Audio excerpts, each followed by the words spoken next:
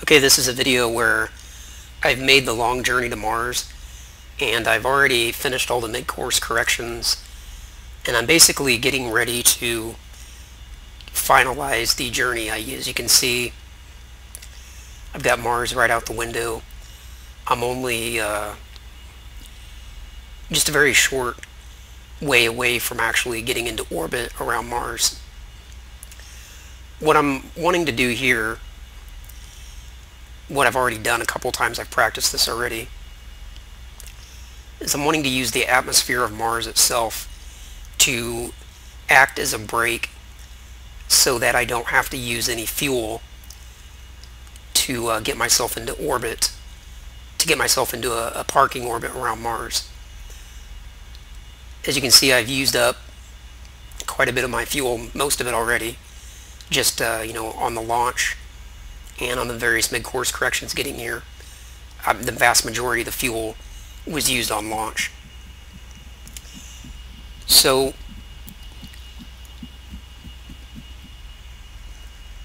I've basically already got everything set up. At this point, this is a save file I've just opened up, and I've already got everything kind of dialed in where I want it. I've got myself coming into the atmosphere of Mars with a minimum altitude of 26, call it 27 kilometers. You can see that here. And the orbit MFD pretty well agrees with that number. These don't always match up when you're not in an actual orbit. Orbit MFD tends to it doesn't take as many things into consideration as Transx does, so sometimes these don't always match up. And I'm looking here at the hull temperature. I'm definitely going to have to pay attention to that as I get into the atmosphere, but having already done a couple practice runs, I know the hull temperature isn't going to be much of a problem. So I'm going to switch over to the attitude hold, and I'm not going to engage it, but I'm going to set it to I think about 35 should do it. And what I'm going to do is just go ahead and warp ahead time here a little bit. You can see it's at warp 100, and I'm just kind of closing the final distance, getting myself to Mars, take it out to 1,000, and I'm watching everything, watching my minimum altitude. It's kind of changing as I get closer. That always happens. There are a lot of variables to take into consideration, and this just updates as I'm getting closer. That's one of the moons of Mars. And you see my altitude is coming down. My time to periapsis is getting closer, and here pretty soon I'm going to come out of warp, slow things down a little bit, a couple thousand seconds away from periapsis. And here I'm going to make my first aero brake maneuver. Not sure if that's quite the right terminology, but okay, so we're 800 seconds away, 700. So I'm going to go ahead and bring this down to real time. Go to prograde real quick, just to get everything lined up. Go back to real time. Warp ahead a little bit, 600 seconds, 500. 400, 300, and watching the altitude. Okay, now my altitude is getting to the point now where I need to be in position to do this aero brake maneuver. So let me go to prograde real quick. Okay, and engage. Switch over to the surface HUD. And this is going to give me my angle of attack that I want. And I'll show you what this looks like from the external camera view.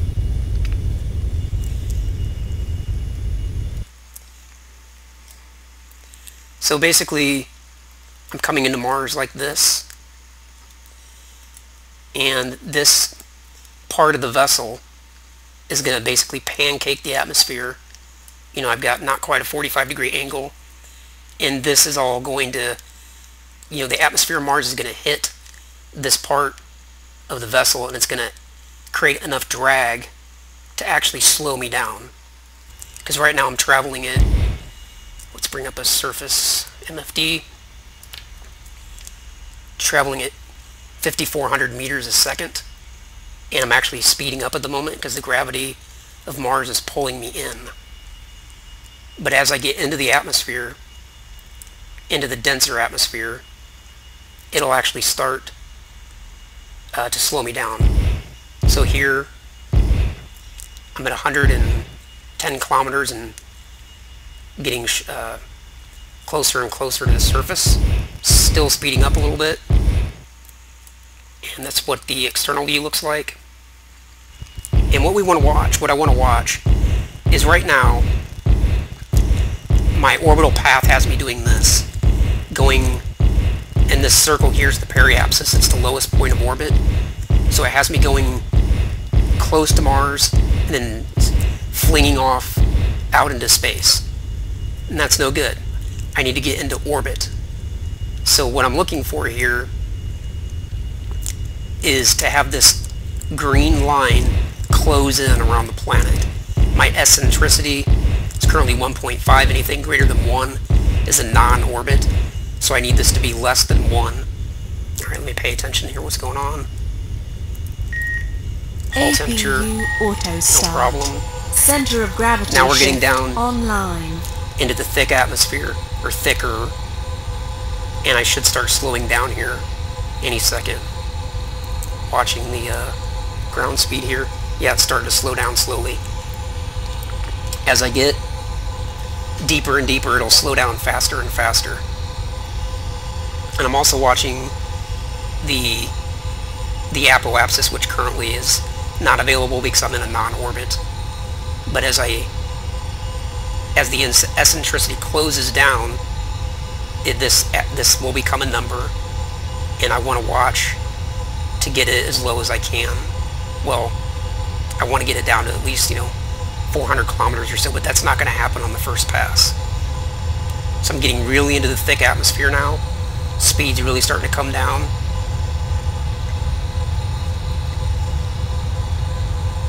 And I think I'm actually going to need more pitch than this on this first pass. So I'm going to 45 degrees, or greater angle of attack, rather, I should say. Mach 26. You see the ground speed. This is all the atmosphere slowing me down. I have no engines running, and I'm about 20 seconds away from periapsis. You see the orbit 25. starting to tighten up. It's still flinging me out into space, so that's no good, but the eccentricity is almost below 1 at this point. So I almost have an actual orbit. Mach 24. I just crossed the point of periapsis, so now I'm captured. Without using any engines, I have a capture. My eccentricity is less than 1. I've got a long orbit at this point. My apoapsis is all the way out to 50 million meters, but 23. You can see it's closing quickly because the atmosphere is acting as a brake. Here I am, I'm just, pancaking the atmosphere. And the hull temperature is not a problem. I'm nice and cool. But now I'm really wanting to watch these numbers here. I don't want my periapsis to drop any lower than, actually I need to start changing my pitch now because I don't want it to get any lower.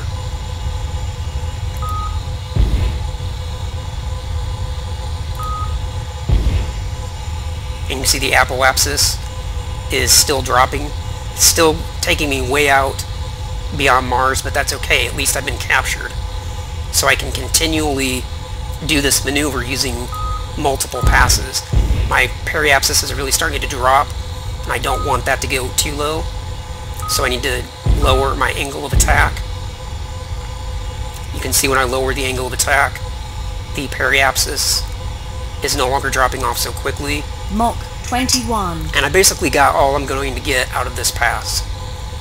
You can see my altitude starting to climb again, so I'm getting up into the thinner atmosphere, so I'm not going to get much more out of this pass. But the apoapsis is still dropping, and so is the periapsis, so let me lower the pitch even, or angle of attack even more.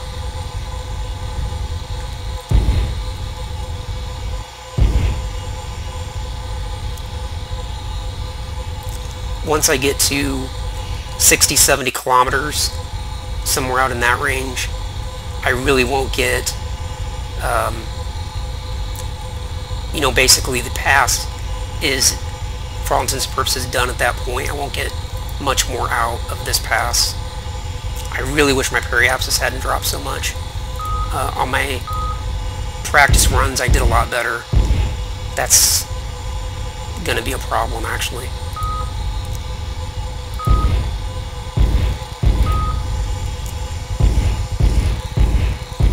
Because on the next pass,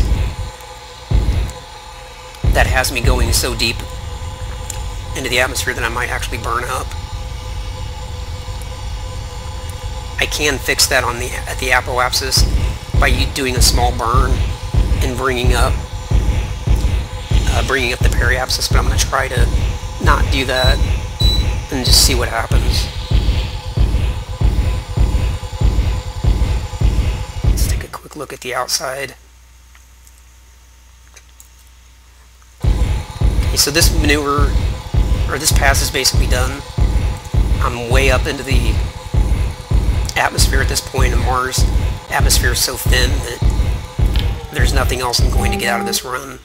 So I'm going to turn off APU so I don't use any more of that fuel, and turn off the autopilots. So now, something that's going to be interesting to note is how long does it take me to get out to apoapsis, considering the apoapsis is all the way out to basically 9 million kilometers. So the date is currently September 4th, let's call it 4:30 a.m. and I'll just warp ahead to apoapsis to see how long it takes to get there.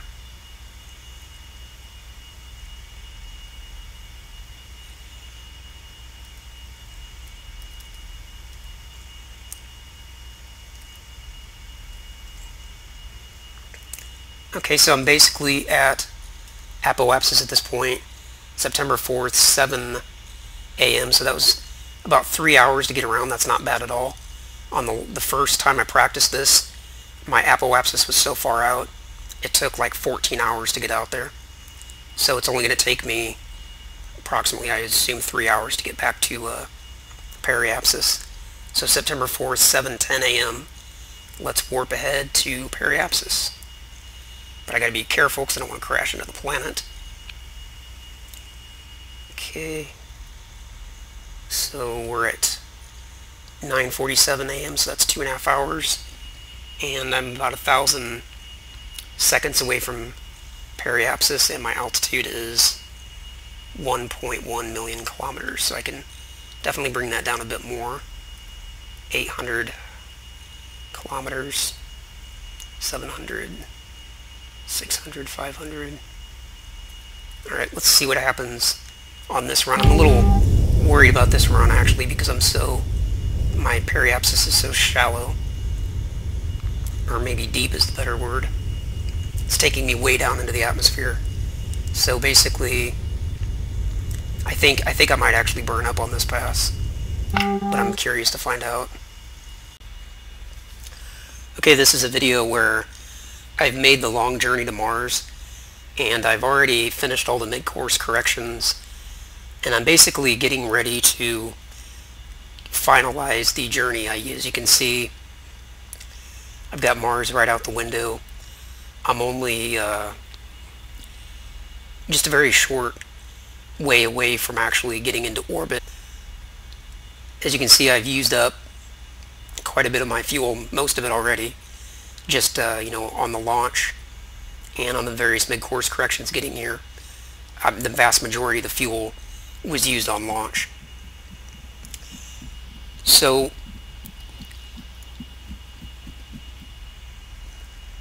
I've basically already got everything set up.